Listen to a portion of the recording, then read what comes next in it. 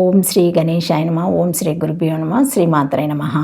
ఈరోజు మనము ఆశ్వయుజ మాసం ప్రారంభం విశిష్టత అండ్ శ్రీ శక్తి రూపం బతుకమ్మ పండుగ విశిష్ట గురించి తెలుసుకుందాము. దసరా నవరాత్రుల ప్రారంభ సందర్భంగా అందరికీ శుభాకాంక్షలు తెలియజేసుకుంటున్నాను.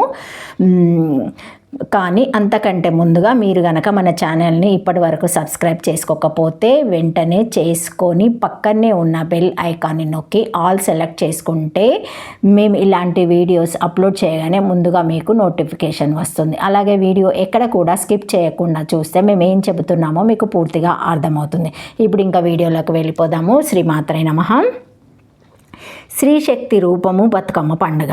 బతుకమ్మ ఉయ్యాలో అంటూ సాగే ఎన్నో పాటల్లో బతుకమ్మ శ్రీశక్తి రూపంగా స్త్రీల అభిష్టాలకు ప్రతిరూపంగా కనిపిస్తుంది.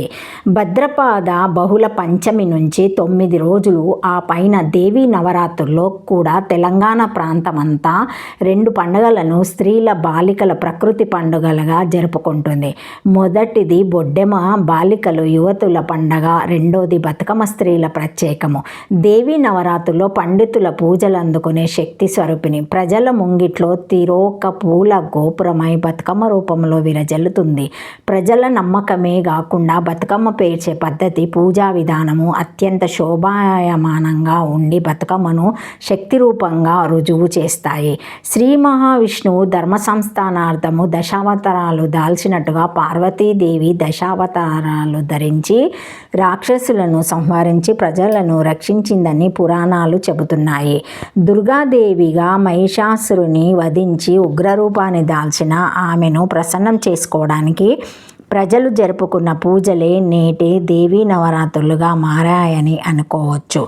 మహిషాసురుని వధించి స్పృహ కోల్పోయిన దేవిని మేలుకొల్పి సంతృప్తిపరచడానికి స్త్రీలందరూ ఆమెను బతుకమ్మ అని పిలుస్తూ ఆటపాటలతో ప్రార్థించారంట. దశమి రోజు దేవి స్పృహ నుంచి తేరుకుంటుంది. దేవి పునర్జీవించిందని నాటి నుంచి ఆమెను బతుకమ్మగా కొలుస్తారని ఇతిహాసం. అదేవిధంగా లలితా త్రిపుర సుందరిని శ్రీచక్ర ప్రతిరూపంగా భావించి పండితులు కొలుస్తూ ఉండడం శ్రీచక్రమే సామాన్యుల బతుకమ్మగా మారినట్లు కొన్ని రుజువులు కనిపిస్తాయి. శ్రీచక్రంలోని మేరు ప్రస్తారము బతుకమ్మ ఆకారాన్ని పోలి ఉంటుంది. మూలాధారము పృథ్వీస్థానము, బొడ్డెమ కూడా అలాగే ఉంటుంది.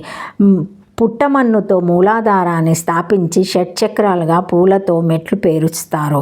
శ్రీచక్రంలోని అమృత వర్షము పూర్ణ చంద్రోదయాలకు ప్రతీకము. బొడ్డెమపై కలశము, పసుపు కొమ్ములుంటాయి.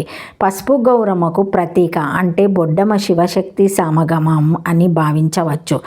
శ్రీ లక్ష్మి నీ పూజలు గౌరమ్మ చిత్రమై తోచునమ్మ గౌరమ్మ అంటూ శ్రీలక్ష్మిని బతుకమ్మగా కొలవటం ఒక పాటలో చూస్తాము.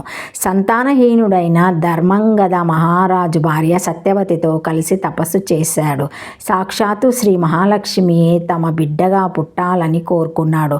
సత్యవతి గర్భమున ఉయ్యాల్లో జన్మించే శ్రీలక్ష్మి ఉయ్యాల అనే పాట బతుకమ్మ అను పేరు ఉయ్యాల్లో ప్రజలంతా అందరూ ఉయ్యాలో అంటూ సాగుతుంది. తిరొక్క పూలతో పేర్చే బతుకమ్మ ప్రకృతి ఆరాధనకు ప్రతీక. ఏ దేవుడినైనా కొలవడానికి అందరూ పూలను ఉపయోగిస్తే ఆ పూలనే దేవతగా కొలిచే గొప్ప సాంప్రదాయం బతుకమ్మ అందంగా రూపుదిద్దుకోవాలంటే నిండైన పూలతో ప్రకృతి సమతుల్యంగా ఉండాలి. అందుకే ప్రకృతిని కాపాడే బాధ్యతను మనపై పెట్టిన బతుకమ్మకు వందనాలు. శ్రీమాత్రే నమః. శ్రీమాత్రే నమః. ఆశ్వయుజ మాసము 2024 ప్రారంభము. ఆశ్వయుజ మాస విశిష్టత. త్రిమూర్తులైన బ్రహ్మ విష్ణు మహేశ్వరుల దేవరులైన సరస్వతి మహాలక్ష్మి దేవిలకు అత్యంత ప్రీతికరమైన వారి పూజలకు ఉత్కృష్టమైన మాసం ఆశ్వయుజం. జగన్మాత అయిన పార్వతీదేవి దుష్ట శిక్షణ శిష్టరక్షణార్థం 9 అవతారాలను ధరించిన మాసం. ఆయుర్వేద దేవుడైన ధన్వంతరి త్రిమాతాచార్యులలో ద్వైత సిద్ధాంత ప్రవక్త శ్రీ మధ్యావచార్యులు జన్మించిన మాసం. దుష్టదానవుడైన నరకాసురుడు అంతమొందింపబడి ప్రజలందరికీ ఆనందాల వెలుగులను పంచిన దివ్య మాసం ఇది. ఈ మాసంలోని తొలి 9 రోజులు దేవీ నవరాత్రులు.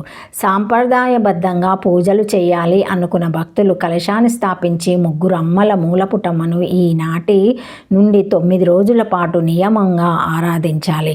దేవీ పూజను ఆశ్వీజ మాసం అష్టమి నవమిలలో పూజించిన భక్తులకు ఎటువంటి శోకాలు దరిచేరవు. దేవీ పూజకు ఉత్కృష్టమైన ఈ రోజులలో అమ్మవారిని పూజించి రోజుకొక నైవేద్యం చొప్పున సమర్పించడం మంచిది.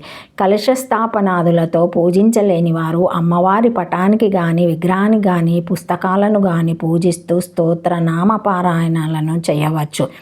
ఈ విధంగా దేవీ నవరాత్రుల్లో ఆ తల్లిని ఆరాధించడం వల్ల ఆ దేవి సంతృప్తురాలు అవుతుంది.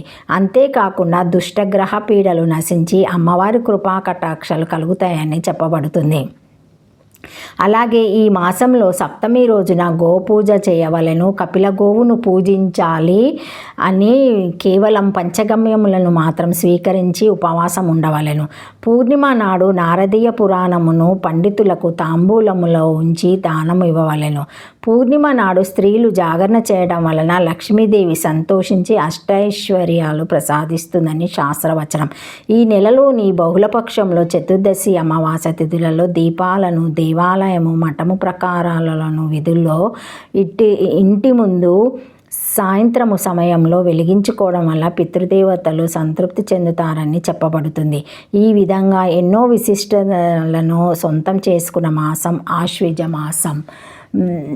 ఈ మాసంలో చేసే పూజలు విధుల ఆచరణ వలన అనంతమైన పుణ్యఫలాలు కలుగుతాయి. అనంత రూపాలలో విలసిల్లే శక్తి స్వరూపిణి అయిన ఆ తల్లి ఏ రూపంలోనైనా ఏ నామముతో అయినా ఆరాధించవచ్చు. ఆ తల్లి అమ్మలగన్న అమ్మ.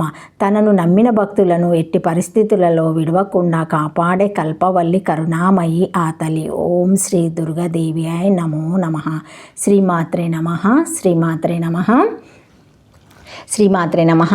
Thank you for watching my video. Please like, share, comment, subscribe to my channel. మరిన్ని వీడియోస్తో మళ్ళీ కలుస్తానండి. ఈ వీడియో మొదటిసారి ఎవరైనా చూసి ఉంటే తప్పకుండా లైక్ చేసి సబ్స్క్రైబ్ చేసుకోగలరు. ఏమైనా కామెంట్స్ ఉంటే పెట్టగలరు. శ్రీమాత్రే నమః. లైక్ చేయడం, సబ్స్క్రైబ్ చేసుకోవడం మర్చిపోకండి. Thank you. Once again Dussehra Navratri శుభాకాంక్షలు. శ్రీమాత్రే నమః. శ్రీమాత్రే నమః. శ్రీమాత్రే నమః.